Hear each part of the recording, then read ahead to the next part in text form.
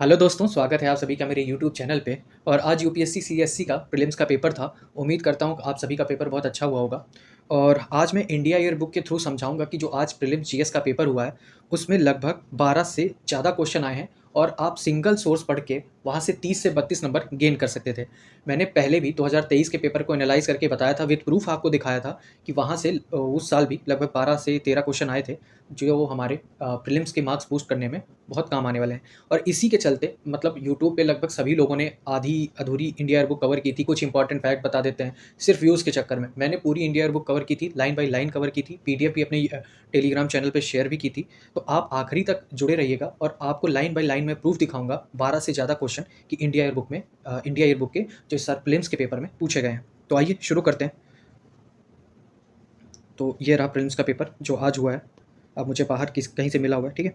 तो पहला क्वेश्चन ये आया हुआ था कि मूलभूत आवश्यकताओं को पूरा करने सहित दूरस्थ क्षेत्रों में स्थानीय जन समुदाय के उत्थान के लिए सेना द्वारा संचालित अभियान ऑपरेशन को क्या कहा जाता है। अब इसमें ऑप्शन दिया था ऑपरेशन संकल्प, ऑपरेशन मैत्री, ऑपरेशन सद्भावना और ऑपरेशन मदद। अब इंडिया एयर बुक का जो डिफेंस का चैप्टर है वो मैंने कवर किया हुआ था, वहाँ पे देखिए साफ साफ, और इसको मैंने बताया भी था। यदि है ऑपरेशन सद्भावना, तो क्या दिया है कि पूर्वोत्तर के राज्यों और जम्मू कश्मीर तथा लद्दाख के केंद्र शासित प्रदेशों में स्थानीय लोगों की जरूरतों को पूरा करने के लिए अधिकांशतः ग्रामीण और दूर दराज के क्षेत्रों में ऑपरेशन सद्भावना जैसी परियोजनाएं चलाई जा रही हैं। लोगों की जरूरतों के ध्यान में रखते हुए स्थानीय प्रशासन से विमर्श के आधार पर ही परियोजनाओं को कार्य रूप दिया जा रहा है। तो ये रहा ऑपरेशन सद्भावना, ये रहा आपका पहला क्वेश्चन। नेक्स्ट क्वेश्चन देखते हैं कि सैन्य कार्य विभाग के प्रमुख के रूप में chief of defence staff CDS के कर्तव्य कौन कौन से हैं। पहला है चीफ ऑफ स्टाफ कमेटी के स्थायी अध्यक्ष, दूसरा है तीनों सेवा प्रधानों पर सैन्य कमान का प्रयोग करना, और तीसरा ऑप्शन है सभी तीनों सेवाओं के विषयों पर रक्षा मंत्री के प्रधान सैन्य सलाहकार। तो आपको बताता हूँ कि जो डिफेंस चैप्टर है वहाँ से 3 क्वेश्चन वहीं वहीं से पूछे गए हैं, ठीक है। तो इसमें कूट दिए हुए हैं 1 2 3 1 2 2 3 1 3। तो आइए देख लेते हैं। ये देखिए, ये दिया हुआ है सैन्य मामलों का विभाग सीडीएस। अब ऊपर इसके बारे में दिया हुआ है, काम की चीज़ यहाँ पे देखिए क्या दिया है कि चीफ ऑफ स्टाफ कमेटी का स्थायी अध्यक्ष भी है। जो सीडीएस होता है वो चीफ ऑफ स्टाफ कमेटी का स्थायी अध्यक्ष भी है। यह सभी त्रिसेवा मामलों पर रक्षा मंत्री के प्रधान सैन्य सलाहकार के रूप में कार्य करते हैं। और सीडीएस तीनों सेनाओं के प्रमुखों पर कोई सैन्य कमान नहीं संभालता है।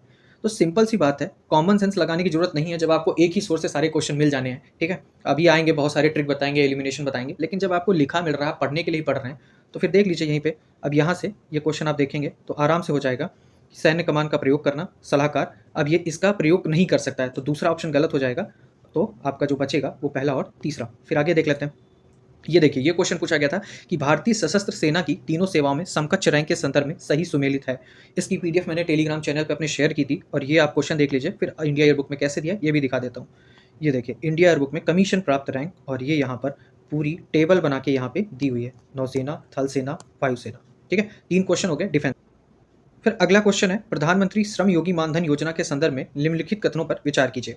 तो ऑप्शन है इसमें पहला है, इस योजना में नामांकन के लिए प्रवेश आयु वर्ग 21 से 40 वर्ष है। लाभार्थी द्वारा आयु विशिष्ट अंशदान किया जाएगा। इस योजना के अंतर्गत प्रत्येक ग्राहक को 60 वर्ष की आयु प्राप्त करने के बाद ₹3000 प्रति माह की न्यूनतम पेंशन प्राप्त होगी, और पारिवारिक पेंशन पति पत्नी और अविवाहित पुत्रियों पर लागू होगी। तो ये नीचे कूट दिए हुए हैं। फिर आगे देखते हैं आंसर। तो ये है chapter number 12 India year book 2024 से श्रम कौशल विकास और रोजगार। यहाँ पर ये हेडिंग दी हुई है प्रधानमंत्री श्रम योगी मानधन योजना। तो देख लेते हैं लाइन बाय लाइन कैसे यहाँ से पूछा गया है। अब पहला ऑप्शन कैसे गलत हो, वहाँ 21 दिया, यहाँ क्या है, आयु 18 से 40 वर्ष होनी चाहिए, और इसकी नीचे जो है क्राइटेरिया दी हुई है कि ये होनी चाहिए। अब इसमें ये दिया है कि स्वैच्छिक तथा योगदान आधारित पेंशन योजना है। अब उसमें दिया है कि आयु का है मामला कि भाई इतने टाइम पे आओगे तो इतना पैसा। अब मान लो ये दिया है कि अगर आप 29 वर्ष की आयु में योजना में प्रवेश करते हैं, एग्जाम्पल भी नीचे दिया होता कि 29 वर्ष की आयु में योजना में प्रवेश करेंगे तो 60 वर्ष की आयु तक प्रतिमाह 100 रुपये का योगदान करना होता है, ठीक है। और 100 रुपये की समान राशि का योगदान केंद्र सरकार द्वारा भी किया जाएगा। अब इसके आगे क्या लिखा है, ये भी थे कि पीएमएसवाईएम के अंतर्गत प्रत्येक सदस्यता धारक को 60 वर्ष की आयु पूरी होने के बाद न्यूनतम 3000 रुपये प्रतिमाह सुनिश्चित पेंशन मिलेगी। तो ये ऑप्शन भी सही था। और ये था कि पारिवारिक पेंशन केवल पति या पत्नी को ही मिलेगी, मतलब पुत्र या पुत्री को नहीं मिल सकती है। तो वहाँ से वो ऑप्शन गलत हो जाता है। और ये देखिए यहाँ पर लाइन बाय लाइन आप देख सकते हैं। फिर अगला क्वेश्चन देख लेते हैं कि संविधान 71 कॉन्स्टिट्यूशनल अमेंडमेंट 1992 निम्नलिखित में से किस भाषा को शामिल करने के लिए संविधान की 8वीं अनुसूची में संशोधन किया गया है, ठीक है। तो ऑप्शन था Konkani, Manipuri, Nepali, Maithili. At the end मैंने ये चैप्टर छोड़ दिया था, फिर कई लोगों ने डिमांड की थी कि इसको कवर कर लेते हैं, संविधान संशोधन, तो वहाँ पे या इसको मैंने कवर किया था, जो जनरल इन्फॉर्मेशन लास्ट में दी थी, तो वहाँ पे मैंने दिखाया था कि संविधान की 8वीं अनुसूची में संशोधन करके कोंकणी, मणिपुरी और नेपाली भाषाओं को शामिल किया गया था। ठीक है, तो यहाँ से आप आंसर ले सकते थे। फिर अगला क्वेश्चन देख लेते हैं। अगला क्वेश्चन है कि यूनेस्को की अमूर्त सांस्कृतिक विरासत की सूची में निम्नलिखित में से कौन सा नवीनतम समावेश था? तो लास्ट में जो मैंने नेशनल इवेंट करके एक चैप्टर कवर किया था, उसमें ये लाइन दी थी दिसंबर 2023 में। तो देखिए यहाँ से देख लेते हैं, यह है दिसंबर 2023 और इसमें ये लाइन दी है कि यूनेस्को द्वारा गुजरात का गरबा को अमूर्त सांस्कृतिक विरासत घोषित किया। तो अब दिसंबर 2023 है, लेटेस्ट यही था, तो यहाँ से भी आपका आंसर सही हो सकता था। फिर आगे देख लेते हैं। अब ये क्वेश्चन थोड़ा अलग टाइप का था। ठीक है, इसमें था कि Bharat international green grains council का सदस्य है। चावल और गेहूं के निर्यात या आयात के लिए किसी देश को इंटरनेशनल ग्रेन्स काउंसिल का सदस्य होना आवश्यक है। नीचे कूट है, केवल 1, केवल 2, एक और 2 दोनों, ना तो एक और ना ही 2। फिर देख लेते हैं। अब ये है चैप्टर खाद्य नागरिक आपूर्ति एवं उपभोक्ता मामले, इंडिया ईयरबुक 2024। ठीक है, फिर अंतर्राष्ट्रीय अनाज परिषद। अब यहाँ पे वहीं जो आप ऊपर देख रहे थे, अब ये देख लीजिए, यहाँ पे लिखा है कि भारत जो है वो अंतर्राष्ट्रीय अनाज परिषद का सदस्य है। परिषद को 1995 तक इस नाम से जाना जाता था। अब वहाँ पर दिया है गेहूं और चावल। यहाँ क्या है, गेहूं और मोटे अनाज के मामले में सहयोग के लिए निर्यात आयात करने वाले देशों का अंतर सरकारी मंच है। तो बस यहाँ से आपका आंसर निकल आता है ना। तो ये अगर आपने पढ़ा होता तो क्वेश्चन सही हो सकता था। फिर आगे देख लेते हैं। आगे है डिजिटल इंडिया भूमि अभिलेख आधुनिकीकरण कार्यक्रम के संदर्भ में निम्नलिखित कथनों पर विचार कीजिए। पहला ऑप्शन है, इस योजना को कार्यान्वित करने के लिए केंद्र सरकार 100% वित्त पोषण करती है। इस योजना के अंतर्गत भू संपत्ति कैडेस्ट्रल मानचित्र डिजिटलीकरण किया जाता है। स्थानीय भाषा में उपलब्ध अधिकार अभिलेखों को भारत के संविधान द्वारा मान्यता प्राप्त किसी भी भाषा में लिप्यंतरित करने की पहल की गई है। अब क्या है ऑप्शन, केवल 1 और 2, केवल 2 और 3, केवल 1 और 3 और 1, 2 और 3। तो आइए देख लेते हैं, इंडिया बुक में ये भी दिया हुआ है। ठीक है, तो ये रहा डिजिटल इंडिया भूमि अभिलेख आधुनिकीकरण कार्यक्रम। तो ये 2008-9 में लागू किया गया और 2016 में 100% वित्त पोषण के साथ केंद्रीय योजना के रूप में परिवर्तित कर दिया गया। मतलब पूरी स्पॉन्सरशिप कौन लेता है, सेंट्रल की है। अब यहाँ पे देखिए कि 21 राज्यों केंद्र शासित प्रदेशों में 68% से ज़्यादा यानी 68% से ज़्यादा भू संपत्ति मानचित्रों को डिजिटलीकरण किया जा चुका है। ठीक है, अब रहा तीसरा, तो तीसरा भी देख लेते हैं। तीसरा उसमें क्या दिया हुआ है कि भाषा को लेके, तो यहाँ पे देखो जो अनुप्रयोग दिए थे वहाँ पे ये दिया हुआ है कि अनुसूचित भाषाओं में भूमि अभिलेखों का भाषांतरण तो दिया है। तो यहाँ देख लें कि स्थानीय भाषा में उपलब्ध अधिकारों के रिकॉर्ड को संविधान की 22 भाषाओं में यानी जो 8वीं अनुसूची में भाषाएं हैं उसमें से किसी एक में भाषांतरित करने की पहल की गई है इसके अंतर्गत। ठीक है, तो आपके तीनों ऑप्शन यहाँ से लाइन बाई लाइन आपको मिल जाएंगे और ये भी आपका आंसर सही हो सकता था।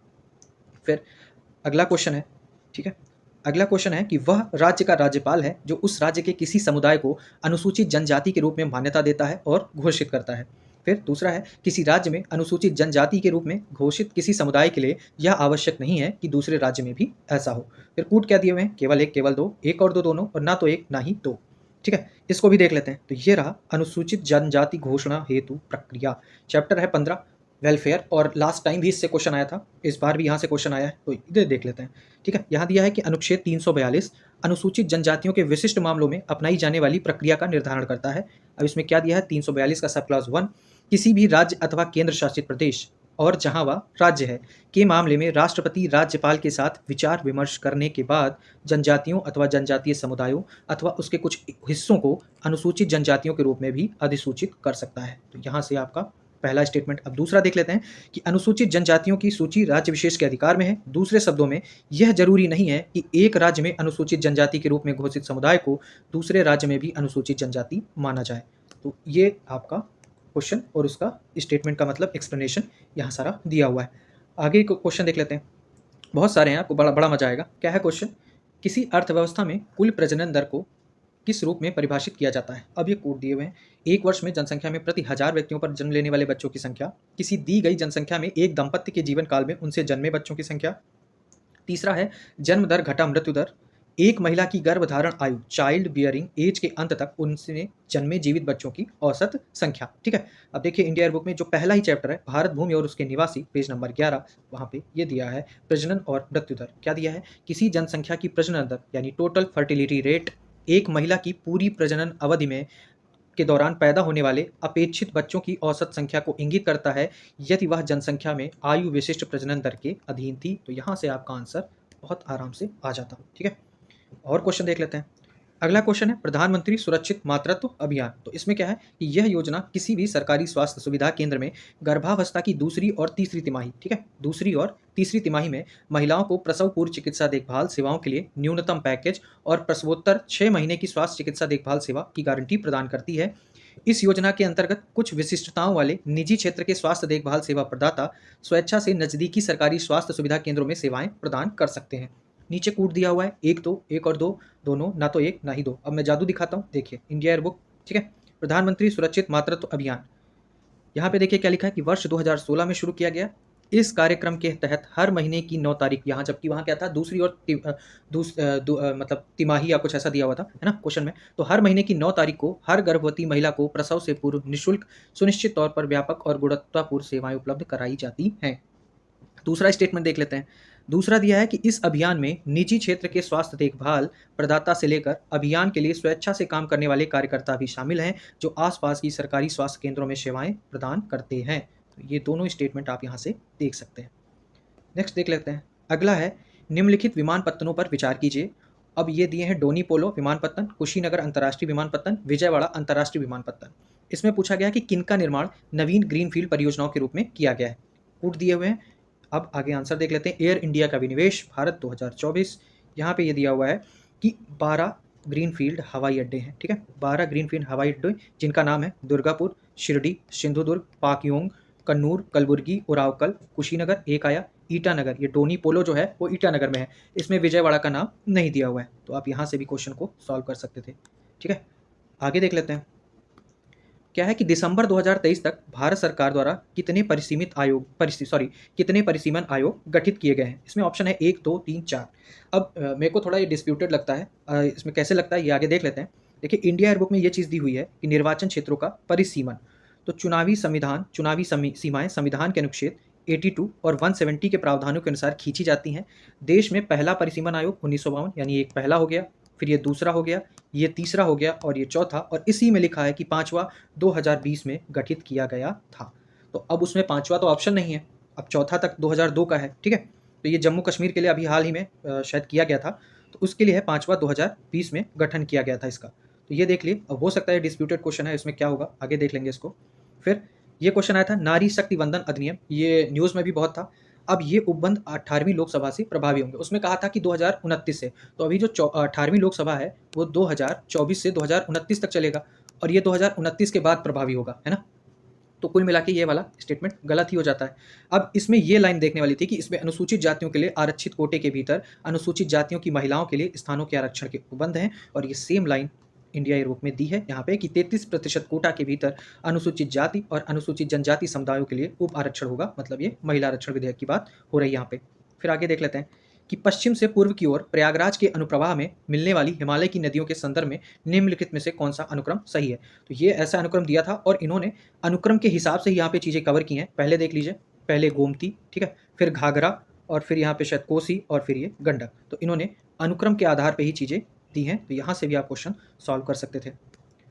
आगे दिया है कि लोकसभा में आचार समिति के संबंध में निम्नलिखित कथनों में से कौन सा सही है। तो वहाँ पे जो राजनीतिक संरचना करके चैप्टर है वहाँ पे तदर्थ समितियाँ दी हुई स्थायी समितियाँ दी हैं, उसी में से तो पहला स्टेटमेंट गलत हो जाता है, क्योंकि लोकसभा में जो आचार समिति है वो एक स्थायी समिति है, ठीक है। उसका मैं अभी ढूंढ नहीं पाया हूँ, उसको मैं आगे ऐड कर दूंगा। और यहाँ पे CSR वाला भी क्वेश्चन था, इसको भी एक्सप्लेनेशन मैं अपने चैनल पर अपलोड कर दूंगा जैसे मेरे को मिलेगा। और ये दोनों क्वेश्चन इंडिया एयरबुक से ही पूछे गए हैं।